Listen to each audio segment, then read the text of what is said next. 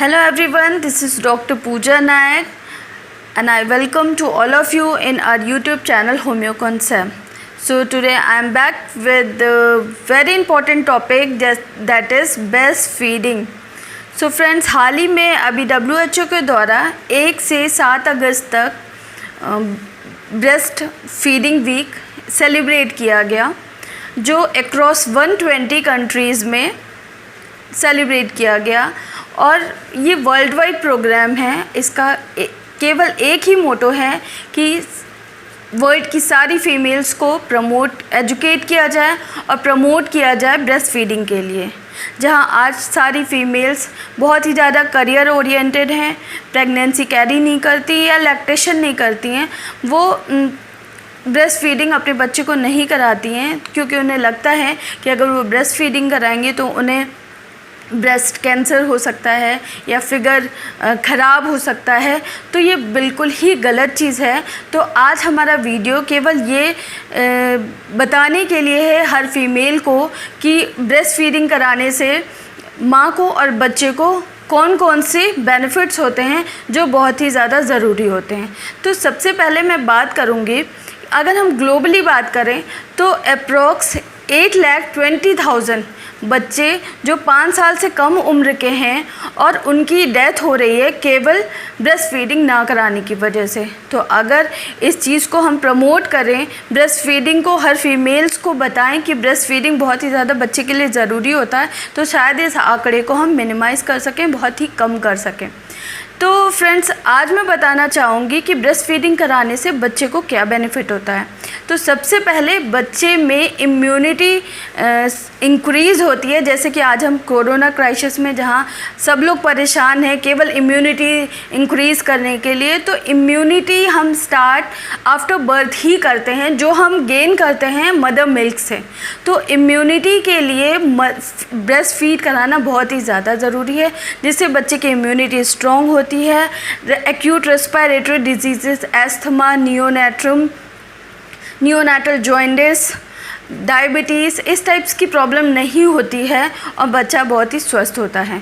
बच्चे में मानसिक विकास होता है और बच्चे में बड़े होने के बाद ओबेस जैसी कंडीशन नहीं होता है, ओबेसिटी नहीं होती है। बच्चा बहुत ही स्वस्थ होता है, चाहे वो मानसिक तौर पे हो चाहे वो शारीरिक तौर पे हो। तो अब हम बात करेंगे कि माँ को क्या बेनिफिट है, जो हर माँ को नहीं पता है कि उन्हें ब्रेस्ट फीड कराने से उन्हें क्या बेनिफिट्स होते हैं। तो सबसे पहले ब्लड लॉस आफ्टर डिलीवरी, जो ब्लड लॉस होता है वो बहुत ही कम होता है।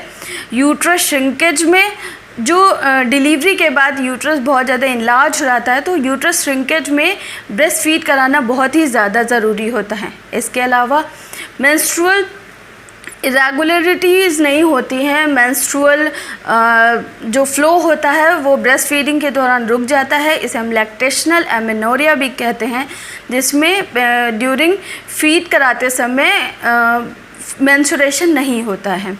और ब्रेस्ट कैंसर की कंडीशंस बहुत ही कम होती है। फीमेल्स को ब्रेस्ट कैंसर या फाइब्रोएडेनोमा ऑफ ब्रेस्ट नहीं होता है। पोस्टपार्टम डिप्रेशन नहीं होता है। फीमेल्स को सीवीएस की कंडीशन, कार्डियोवास्कुलर प्रॉब्लम नहीं होती है। रिमेटॉइड अर्थराइटिस नहीं होता है। तो ये बहुत सारी चीज़ें हैं जो हर फीमेल्स को नहीं पता होता है कि ब्रेस्ट फीड कराने पे उन्हें क्या क्या बेनिफिट्स हो सकते हैं।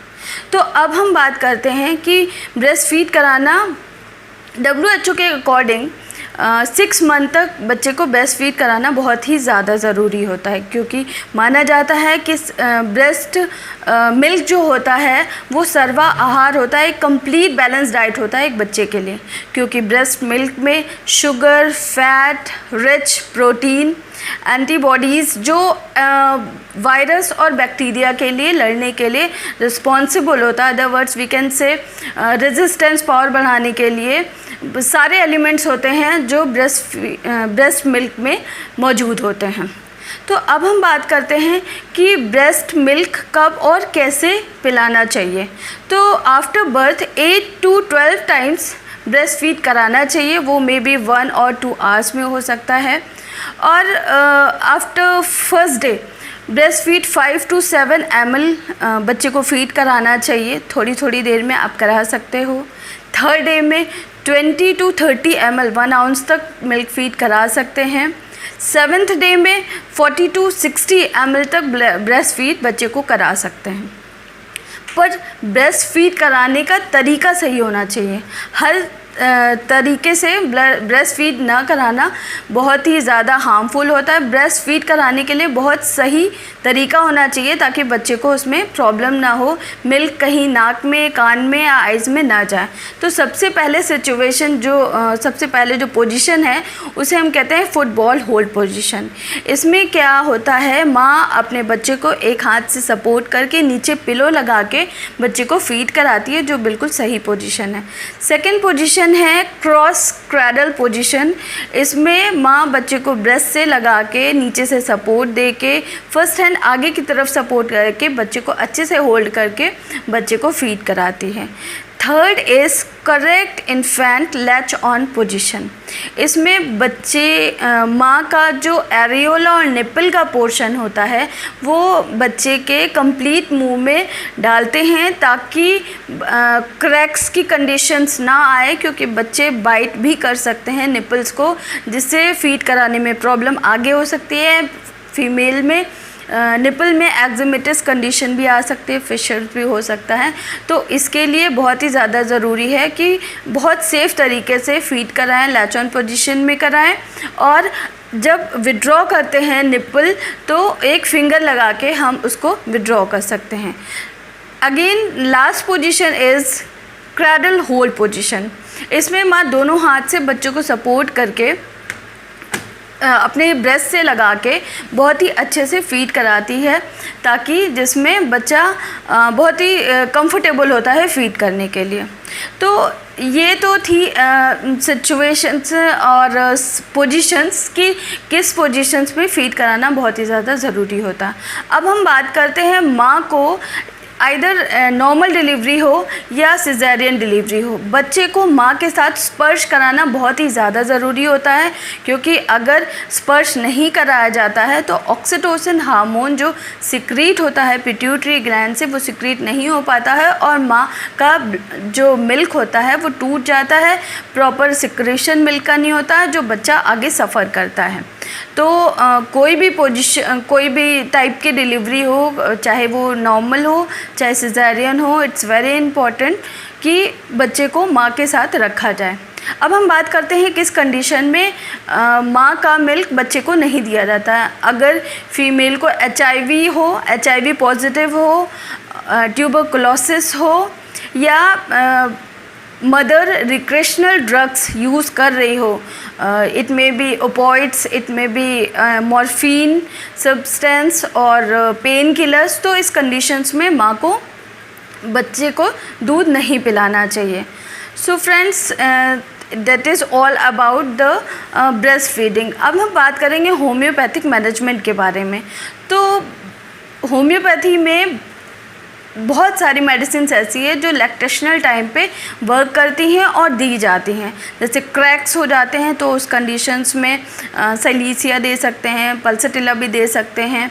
जहाँ पर प्रॉपर डेफिशिएंट सिक्रेशन है, प्रोडक्शन ऑफ मिल्क नहीं हो रहा है, तो उस कंडीशन में लैक्केनाइनम, लैक्डाफ्लोरेटम, कैलकेरिया कार्ब जैसी मेडिसिन दे सकते हैं। But totally it depends on the totality of the symptoms और individualization of the patient.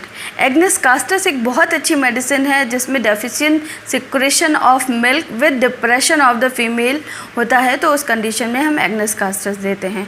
Bryonia is also very good medicine where we find breast symptom like breast is hard, hot and pale, and patient feels very painful condition during slightest motion or in jar.